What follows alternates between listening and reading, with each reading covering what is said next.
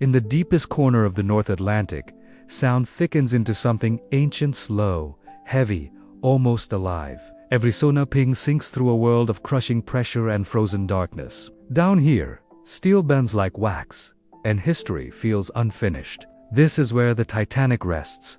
Yet the deep still whispers questions. Why did so much break the way it did, and what remains hidden? The RMS Titanic departed Southampton on April 10th, moving at 21 to 22 knots across seas, so calm they were described as like polished glass.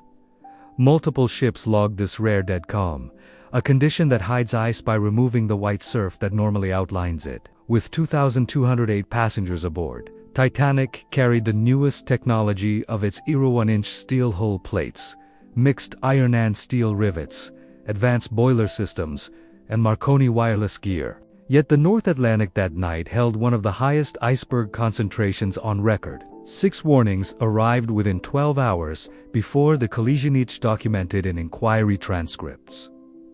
Despite this, the Titanic maintained speed. At 11:40 p.m., lookout Frederick Fleet spotted the dark iceberg. He rang the bell 3 times and phoned the bridge.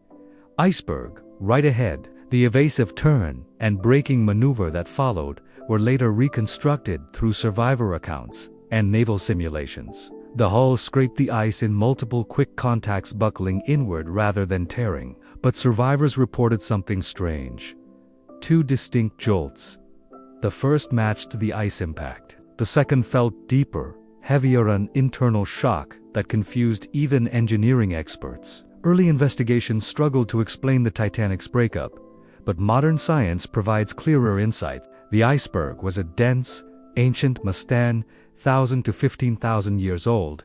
Its compressed layers, harder than typical freshwater ice. Metallurgical tests on recovered hull fragments show that Titanic's steel became brittle near freezing, with higher sulfur content than modern standards. This real finding reshaped our understanding of the impact. Hull fragments revealed buckling, not ripping, meaning the ship scraped the iceberg across several short contact points. That accounts for the first jolt survivors heard, but the second jolt remains unexplained. Testimonies from passengers and crew describe a deeper, delayed vibration. Some engineers proposed a momentary propeller ventilation or sudden torque on the drive shaft. Others suggested internal coal bunker shifting. One bunker had been burning slowly before departure, a fact documented in crew reports. Yet none of these theories matched the timing survivors described. Once water entered the bow, flooding advanced faster than early estimates suggested. With 6 forward compartments breached,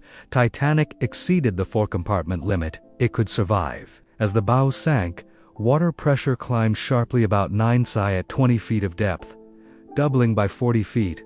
These numbers help modern engineers model the accelerating collapse. Wireless operators Jack Phillips and Harold Bride sent CQD and then SOS entries preserved in Carpatheus radio logs. Ships, including the Californian and Bolte, recorded the same calls, creating a detailed timeline. By 1:20 a.m., the ship developed a noticeable forward list. Electricity flickered as generators strained against rising seawater. The air dropped below freezing. Many lifeboats launched partially empty. Witnesses in the early boats described an eerie calm, the ocean unnaturally still, almost silent. Around 2:10 a.m., the Titanic's lights blinked once and vanished, followed by a groan of steel under massive stress. Minutes later, the ship broke apart. But when the wreck was finally discovered decades later, the break patterns didn't match many survivor descriptions or early scientific assumptions. In 1985,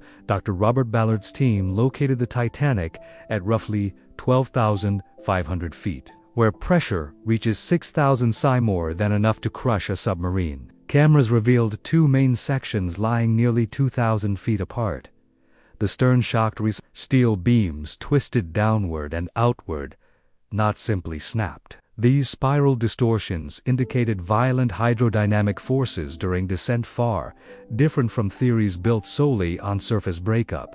A real discovery changed everything.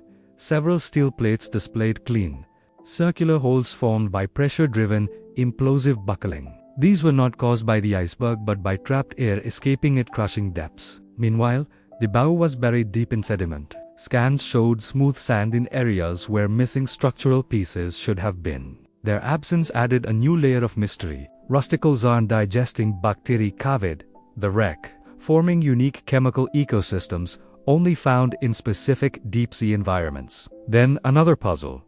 Sonar detected an unexplained shadow mass outside the known debris field.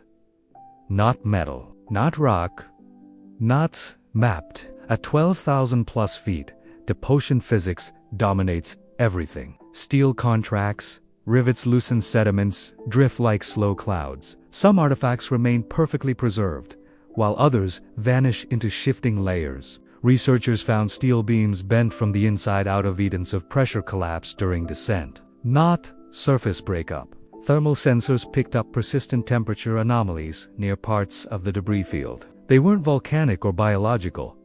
Scientists suspect slow, long-term venting of trapped gases. The most unsettling mystery: missing structures. Parts of the bow railing and forward well deck, recorded in early reports, don't exist in any debris map. Ballard's team documented nearly everything, yet certain pieces are unaccounted for, neither dissolved nor buried. Later, sonar sweeps detected a faint return signal outside the mapped perimeter, but no mission has confirmed it. One 1996 dive recorded brief sensor interference near the boundary, possibly electrical noise or metallic distortion, but still unexplained. Recent high-resolution photogrammetry produced the most accurate 3D reconstruction of the Titanic ever, made millions of points showing how decks collapsed, plates bent, and stress lines formed.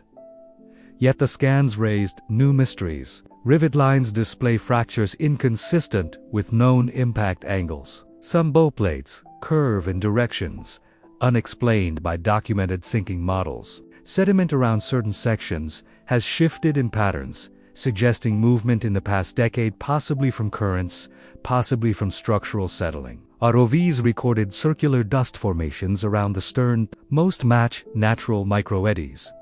But one ring stands out with no geological explanation. It suggests something heavy may once have rested there. Even with century-old documents, survivor accounts, and modern science, major uncertainties remain. The ocean reveals slowly and hides deeply.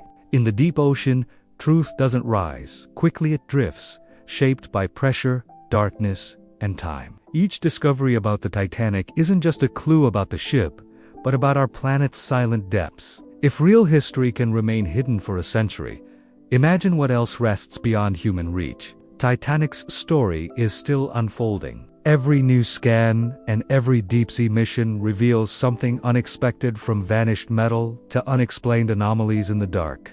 It reminds us that even our most analyzed tragedies hold unanswered questions. What do you think happened in those final moments? And which mystery should we explore next? Maybe the journey continues with the Bismarck, the Andrea Doria, or even deeper into the untouched Atlantic.